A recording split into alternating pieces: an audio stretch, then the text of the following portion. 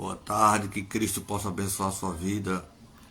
Quero deixar algo aqui da parte do Senhor, explicar também. Você que é missionário, você que prega nas igrejas, algo polêmico. 1 Coríntios, capítulo de número 2. 1 Coríntios, capítulo de número 2. Só o versículo 16, Paulo escrevendo, ele diz: Porque quem conheceu a mente do Senhor, para que possa instruí-lo, mas nós temos que ter a mente de Cristo. Paulo é claro, ele diz que, ele afirma que todo ser humano, todo aquele que é cristão, todo aquele que entende a palavra de Deus, ele tem por intermédio conhecer as escrituras sagradas. Ele tem que pensar um pouco como Cristo pensava. É difícil, pastor, é difícil, mas nós temos que ter obrigação de ter entendimento um pouco da mente de Cristo. O que quer dizer isso? Vamos lá, vamos entender. Tem aqui quando tem minha igreja aberta, apareceu uma menina pregando. Toda vez que essa menina pregava, uma missionária, não vou dizer o nome, e toda vez que ela pregava, ela falava de perseguições. Meus amados irmãos, todas as vezes que quando nós pregamos, nós falamos testemunho, nós falamos algo de nossas vidas, é bem provável que quando nós falamos, tudo que vai, volta. Tudo que nós falamos, o inimigo ele consegue estar lá fora, mas consegue trabalhar. E toda a pregação dela era a mesma história. Não, porque pessoas estavam me perseguindo. Aí eu pergunto a você, todos os apóstolos de Cristo foram perseguidos. Cristo foi o que foi mais perseguido. Paulo foi perseguido. Todos que estavam pregando o evangelho na época de Cristo foram perseguidos. Aí você vem falar de perseguição. Aí recentemente, há um tempo ela fez uma visita, ela entrou na igreja. E eu ali no altar, olhava para ela, ela estava com um batom meio escuro. Eu não quero adentrar no detalhe de adornos não. Só que quando eu olhei para ela, e eu conhecia ela, eu não conseguia identificar ela. E eu olhava, achava parecido com a menina que pregava. E o Espírito de Deus bradava na minha mente e no meu coração, dizendo que algo estava diferente e estranho. Aí terminou o culto, eu perguntei a minha esposa, era fulano? Ela disse, era. Rapaz, achei estranho. Quase que eu não conseguia conhecer ela. E o Espírito dizendo de Deus, algo está diferente. Passado algum tempo, essa semana, a gente descobriu que ela se afastou dos caminhos. Agora, o que é mais estranho não é se afastar, porque sair do evangelho todo mundo sai. O que é estranho é a desculpa, o que era perseguida. Meus irmãos, nós temos que entender e ter a mente de Cristo. Você que é um missionário, um pregador, um pastor, que vive pregando o evangelho, dentro da palavra, dentro das escrituras, qual é aquele que não recebe perseguição? Me diga aí, me explica aí. Aí eu pergunto, você agora está pregando o evangelho, aí você quer ser melhor do que os outros, porque não vai sofrer nenhuma perseguição? Todos nós sofremos perseguições. E a Bíblia é clara quando ela diz, bem-aventurado é o varão que sofre perseguições, porque aquele que sofre será aprovado por Deus.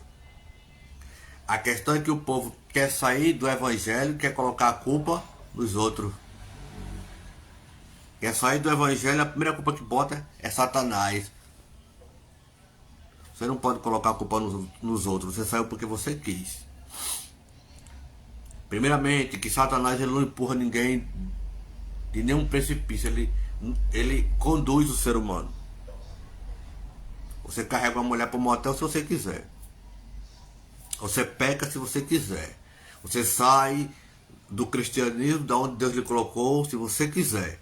Agora, você sair do evangelho e dizer que saiu por causa de A, saiu por causa de B, saiu por causa da perseguição, não. Saiu porque você foi imprudente.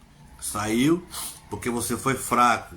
Saiu porque você não deixou, como esse versículo, a mente de Cristo está na sua mente. Saiu porque você queria pecar. Saiu porque você queria mais fazer a prática do pecado. Saiu porque os desejos da carne falou mais alto. Você saiu porque você já havia planejando em sair. Você saiu porque você desejou lá atrás pular um carnaval, pular um negócio, pular isso e aquilo. Você saiu porque você foi conduzido por algumas vozes que estavam próximo de você. Saiu porque faltou oração, faltou jejum, faltou Bíblia.